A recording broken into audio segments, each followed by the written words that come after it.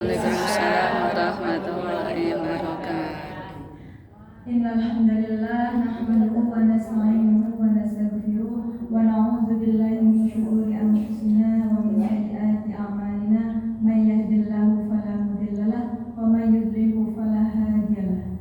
Asyhadu an la ilaha illallah wa asyhadu anna Muhammadan abduhu wa rasuluh la nabiyya ba'dahu. Rabbi shrah li sadri wa yassir li amri wa hlul 'uqdatam min lisani yafqahu qawli. Pertama-tama marilah kita panjatkan puja dan puji syukur atas kehadirat Allah sehingga kita semua di sini bisa berkumpul dalam rutinan pengajian di Majelis Taklim Abi Darda dengan keadaan sehat walafiat. Amin ya Allah. Sehat sadayana ibu-ibu. Alhamdulillah. Di sini abdi badhe ngalajengkeun carita anu ti Mbak Aisyah nya sakedik. Ya abdi terbiasa bahasa Sunda. Bahasa Indonesia kita bahasa Indonesia. Kagok. Kemarin itu Mbak Aisyah kan tidak menyangka ya ibu-ibu ya, bahwa ternyata Mbak Aisyah juga ada di dalam keluarga saya, keluarga kami gitu. Dan saya juga sebagai teman tidak menyangka juga ibu-ibu, sebagai teman yang dimana saya itu berteman dengan Mbak Aisyah itu sudah dari kuliah itu 2022. Berarti berapa tahun ibu? 4 tahun kurang lebih dengan ibu.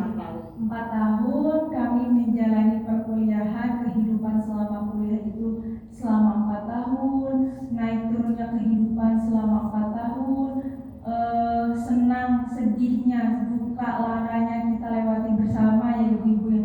Sampai di mana saya itu terbawa dengan kebiasaan baik oleh Mbak Aisyah, di mana akhir di tahun 2023 ini kami sering sekali yang namanya itu safari masjid. Jadi kami itu selama perkuliahan itu kalau misalnya kan dari pagi sampai sore itu kadang kuliah ya ibu ya waktunya. Nah kalau untuk maghrib isya itu sudah senggang, kemudian kami itu safari masjid di beberapa masjid di mana kami itu belum pernah melaksanakan sholat di situ. Jadi kami setiap maghrib itu mencari masjid mana nih masjid yang belum pernah nih kami sholat di situ. Kemudian kami mencari masjid selama kurang lebih 2 tahun. Dan di Jogja itu ibu-ibu kalau selama bulan puasa itu kami tuh selalu mencari takjil di setiap masjid. Jadi 1 bulan penuh itu kami sama sekali tidak masak, tidak membeli makan untuk bukaan dan sahur. Karena bagusnya ibu-ibu di Jogja itu memang kebanyakan masjid itu walaupun masjid-masjid kecil apalagi besar ya ibu ya, itu menyediakan takjil gitu. Kalau di sini itu kan takjil itu kan hanya minuman bukaan ya ibu ya. Kalau di sana itu makanan berat ibu, nasi, lauk pauk dan lain sebagainya itu takjil namanya. Nah, jadi sempat viral di tahun 2023 atau 2024 ibu. Ibu kenal namanya Masjid Jogokarian ibu?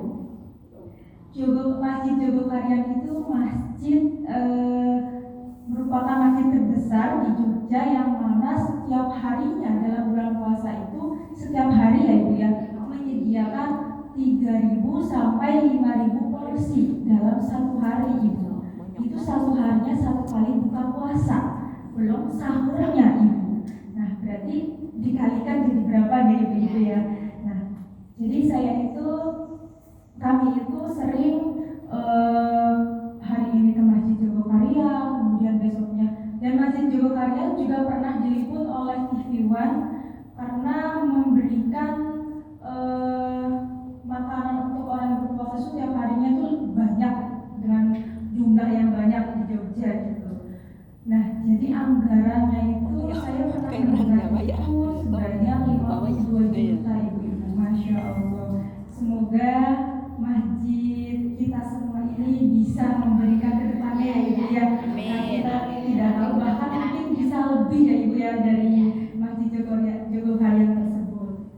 Karena kalau Masjid Jogokarian itu prinsipnya itu menganut kepada hadis bahwa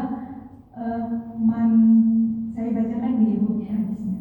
Man fatara shaiman kana lahu mithlu ajrihi.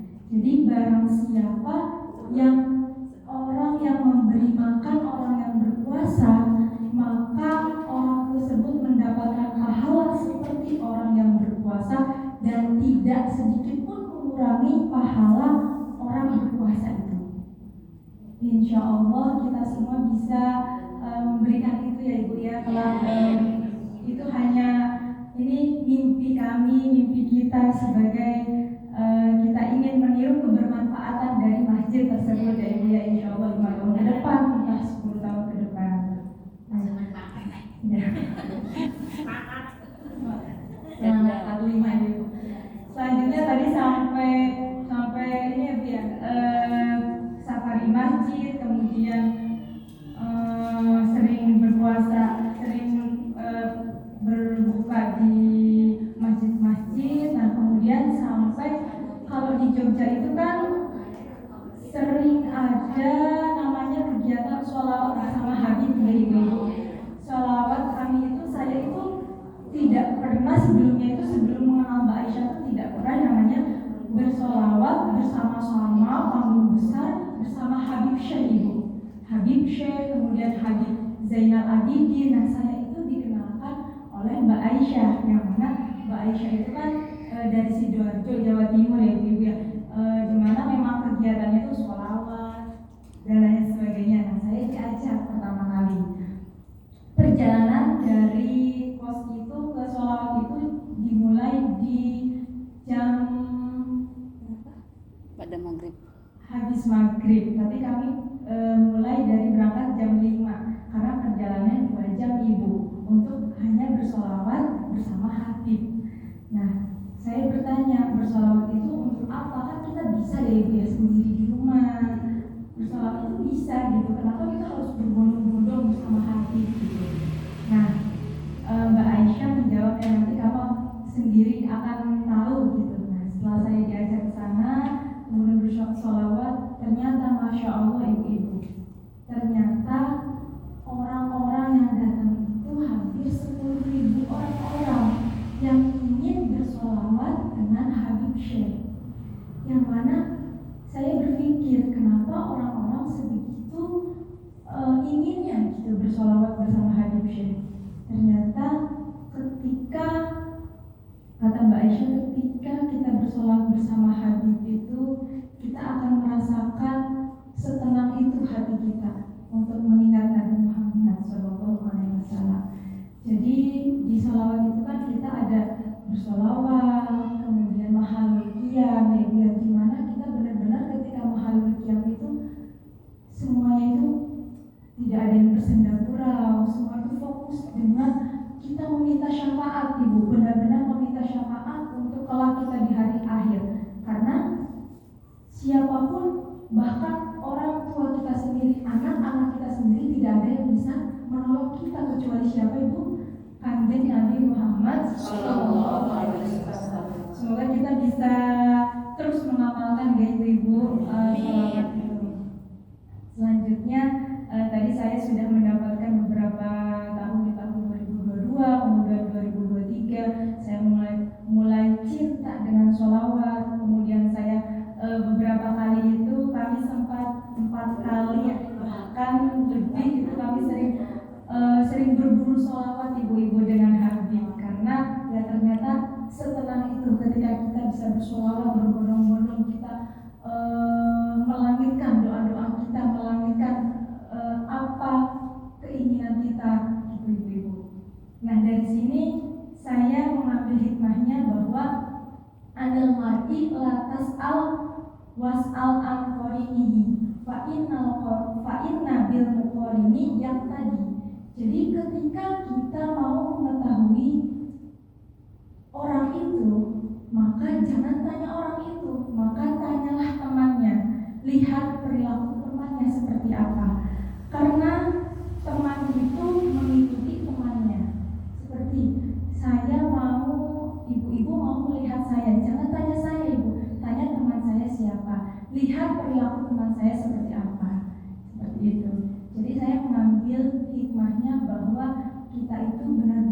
harus menjaga kebermanfaatan dalam kita memilih lingkungan, kita memilih teman dalam hidup kita gitu. Berarti kayak gitu kita boleh dong berarti kayak gitu kita milih-milih teman. Sebenarnya milih-milih teman boleh gak itu? Boleh. Yang nggak boleh itu apa itu? Yang nggak boleh itu milih baik apa enggaknya sama orang lain. Kalau kebaikan itu memang harus gitu, maupun orang itu jahat, orang itu baik, tetap harus baik. Karena tidak boleh milih-milih kalau baik kepada orang lain. Tapi kalau milih teman, karena kita akan kebawa kepada lingkungan kita. Walaupun memang kita sendiri merasa, tapi saya agamanya kuat, imannya kuat, saya tidak akan terbawa arus ibu-ibu istilahnya. Tapi kan kita tidak tahu ibu-ibu ketika lingkungan kita, apalagi anak-anak muda zaman sekarang ya ibu-ibu ya, di sosial media, entah itu di TikTok, di Instagram, mainannya sudah wah segala macam ya ibu-ibu ya, maksiat, dosa. Nah, kita merasa saya kuat, saya punya prinsip, saya pegangannya agama kuat, tapi kita tidak ada yang tahu ibu, karena yang bisa membolak-balikan hati itu hanya Allah. Ketika kita bilang kayak gitu, ketika faktanya, ketika kita dalam lingkungan seperti itu, ternyata kita terbawa, kita coba-coba, kita ingin, nah itu kan akan merugikan diri kita sendiri. Ini untuk saya juga ya ibu-ibu ya. Jadi di sini ada hadis yaitu ar-rajulu 'ala dini khalilihi falyanzur ahadukum man yukhalil. Hadis riwayat Abu Daud. Jadi seseorang itu tergantung agama teman dekatnya. Maka hendaklah melihat siapa yang akan menjadi teman dekat kita. Jangan kita istilahnya enggak dia baik kok ini, tapi kita tahu ibu bahwa itu nggak baik. Sebaiknya menjauhi daripada kitanya yang dirugikan seperti itu.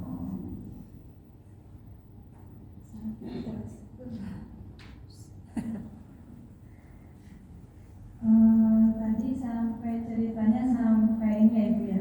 Ternyata saya itu mengambil hikmah bahwasannya saya itu mengalami perbaikan gitu dari diri saya sendiri dari tahun ke tahun, karena memang harus seperti itu ya ibu-ibu ya. Jadi nggak mungkin dong ibu kita di tahun 2025 sekarang kita mengawali 2026 dengan kurang dalam mendekatkan diri kepada Allah, kemudian kurang mengaji, kurang bersolawat. Nah, padahal di tahun 2025 kita sering bersolawat, mengaji, tapi itu kurang. Nah, itu harus tanya pada diri sendiri, ada apa dengan diri kita sendiri seperti itu.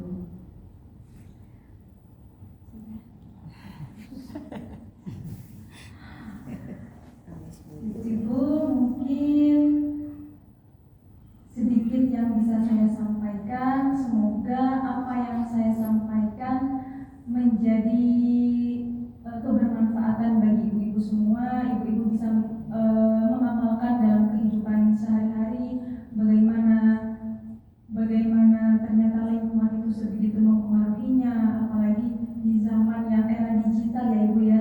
Sekarang itu kita melihat status orang aja ibu, status orang punya emas banyak gitu ibu ya, kadang iri. Nah, iri itu ternyata penyakit hati ya ibu ya, penyakit hati yang itu tuh akan mengurangi kebaikan yang sudah kita perbuat ibu. Jadi tanpa kita sadari, iri itu kan penyakit yang tidak terlihat nih ibu. Jadi orang itu nggak melihat. Kalau misalnya ibadah, sholat itu kan terlihat ibu. Nah, itu orang sholat, orang ngaji, orang sholawat, pengajian rutin, tapi hatinya kita kan tidak tahu ya ibu ya, bahwa ternyata suka ngomongin orang ya ibu, iri dengan tetangga sebelah, udah sukses anaknya, udah sukses bikin rumah baru gitu ya, dia beli motor baru. Nah, jangan sampai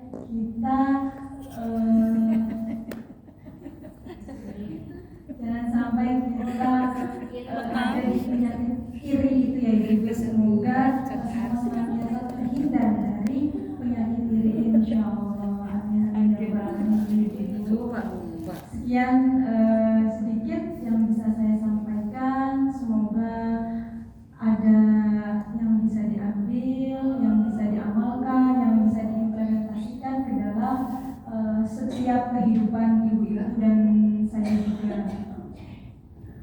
Unzur maqala wala tanzur man qala. Jadi lihatlah apa yang dibicarakan dan jangan lihat siapa yang berbicara.